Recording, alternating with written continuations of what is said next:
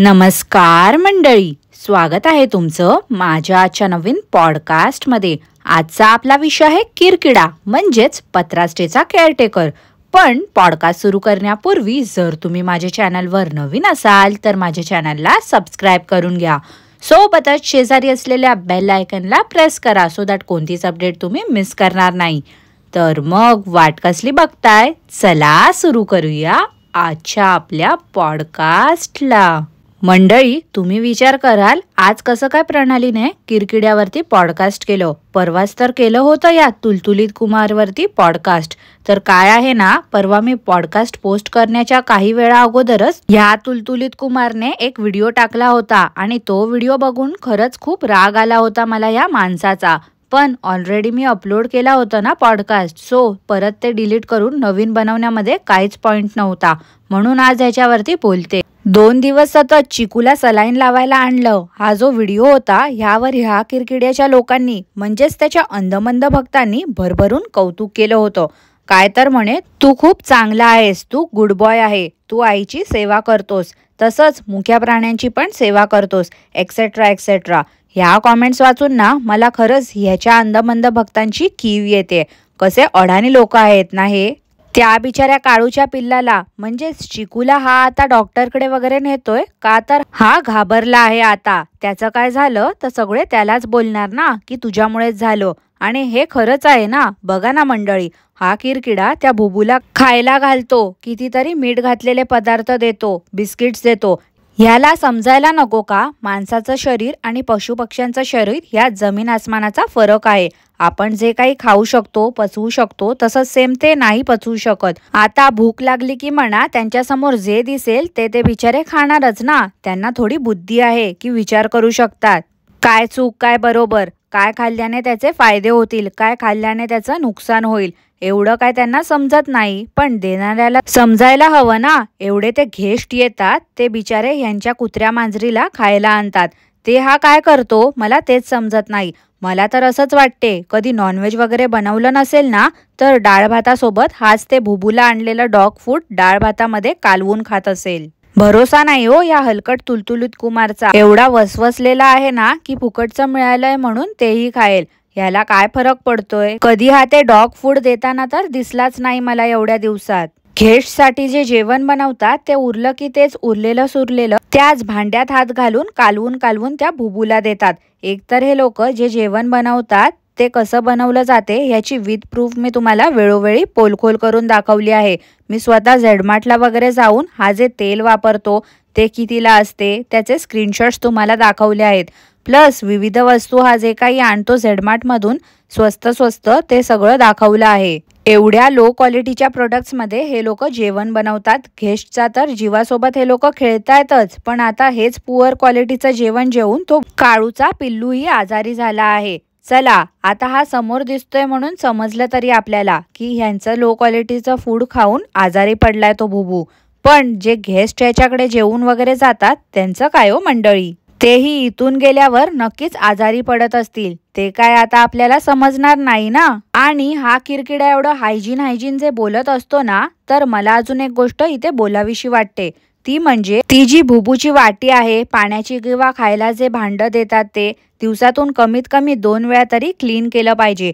आणि हे मी कमीत कमी 2 वेळा बोलली आहे। खरं तर थोड्या वेळाने ते निदान पाण्याची वाटी तरी वॉश केली पाहिजे, कारण पाणी वगैरे म्हटलं तर बॅक्टेरिया, इन्सेक्ट्स हे असतातच तिथे। त्यामुळे त्यांची वाटी, खाणं आणि पिणं सगळंच क्लीन असलं पाहिजे। माझ्या घरी देखील गेल्या 9 वर्षापासून पेट्स आहेत आणि त्यांचं केज, त्यांची पाण्याची वाटी, खाण्याची वाटी, त्यांचे टॉयज हे सगळं आम्ही प्रॉपर क्लीन करतो। पाणी तर सारखं चेंज करत असतो, कारण एक सोडून 6 पेट्स आहेत घरी। 2 बाउल पण त्यांना कमीच पडतात आणि सेफ्टीसाठी म्हणून आम्ही याची काळजी देखील घेत असतो नेहमीच। आता भुबू आणि काळूला हे काय किरकिड्याने पाळलेलं नाही आहे, समजू शकते मी, पण हा याच्या व्हिडिओला कॉन्टेंट मिळावा म्हणून सतत त्यांच्या मागे असतो, त्यांचा वापर करून घेत असतो। मग जेवढे हा डॉलर्स कमवतो निदान त्यातून त्यांचं वॅक्सिनेशन वगैरे तरी याने टाइम टू टाइम केलं पाहिजे की नको. टिक स्प्रे वगैरे बाजारात अवेलेबल असतो, ते नियमितपणे त्यांच्या बॉडीवरती स्प्रे केला पाहिजे. त्यांना वीकली एकदा तरी आंघोळ घातली पाहिजे. मैद्याचे, मिठाचे किंवा तळलेले पदार्थ त्यांना देणं अवॉइड केलं पाहिजे आणि प्रॉपर डॉग फूडच दिलं पाहिजे. आता एवढं तर हा करूच शकतो ना, पण नाही, तेही या फुकटचंदला नाही जमत आहे. हा माणूस एवढा नीच आहे की तो पिल्लू काही खात नव्हता तर त्याचाही याने व्हिडिओ बनवला.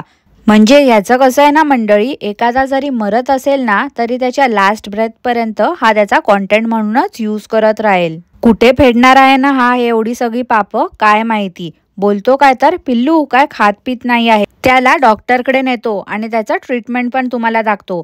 काय गरज आहे? आम्ही बोललो का रे किरकिड्या तुला हे सगळं दाखवायला? तुझ्या चॅनलचं डिस्क्रिप्शन काय आहे?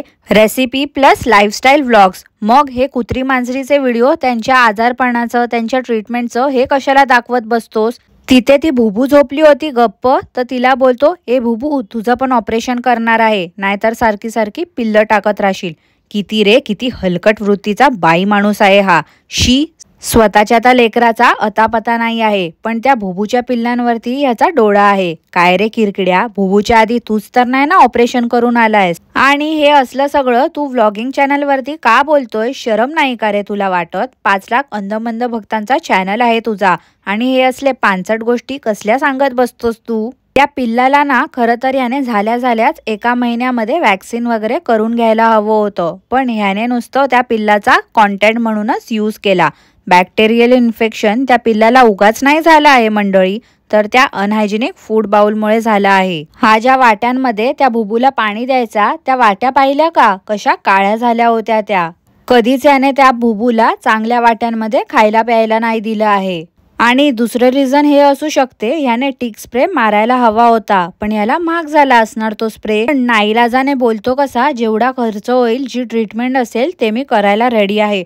अरे तुझ्यामुळेच झालं हे सगळं, तुझ्याकडे दुसरा काही ऑप्शन नाही आहे. त्या सलाईनच्या बॉटलला पण सुजलेला हात लावायला गेलाच हा तुलतुलीत कुमार. काय आहे म्हणजे यार, सलाईन म्हटलं की समजते सगळ्यांना, त्या बॉटलला हात लावून दाखवायची काय गरज होती? आधीच त्या पिल्लाच्या अंगावरती टिक्स होत्या, हा त्याला हात लावत होता आणि तोच हात कॅमेराला, आणि सेम कॅमेरा गेस्टच्या जेवणावरती मारतो. म्हणजे मंडळी समजू शकता ना तुम्ही, ते जेवण कोणत्या गेस्टने खाल्लं असेल, त्यांचं काय झालं असेल ते.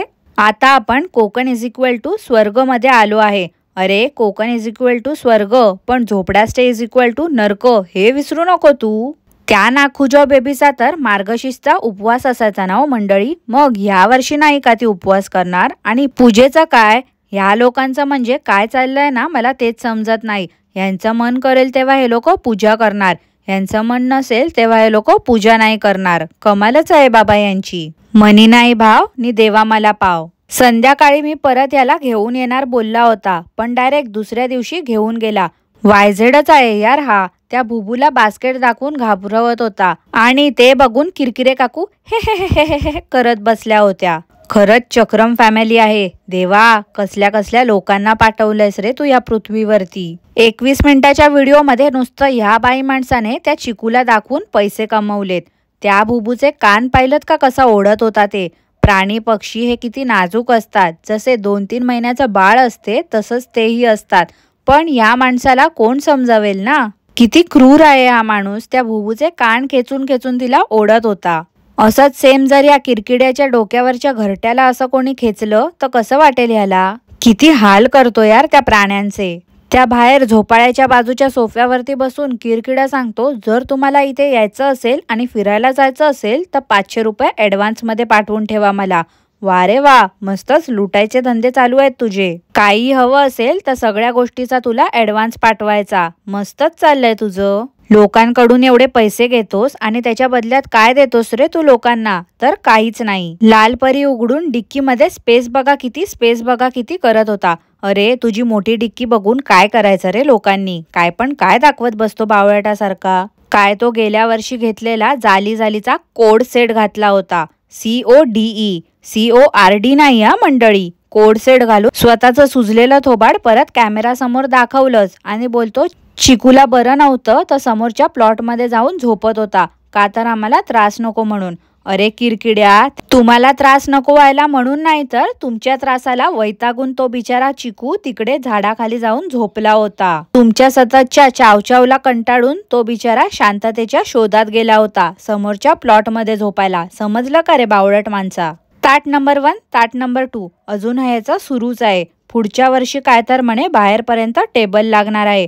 उगाचा स्वप्न नको रंगूस रे किरकिड्या, नाहीतर समजलं पुढच्या वर्षी झोपडा स्टे मधलं सामान पण गायब आणि झोपडा स्टे पण गायब व्हायचा. आज 15 डिसेंबर आहे, अजूनपर्यंत काय ती नाखुजव बेबी माहेरी गेली आहे 20 दिवसासाठी, ती काय परत आलीच नाही.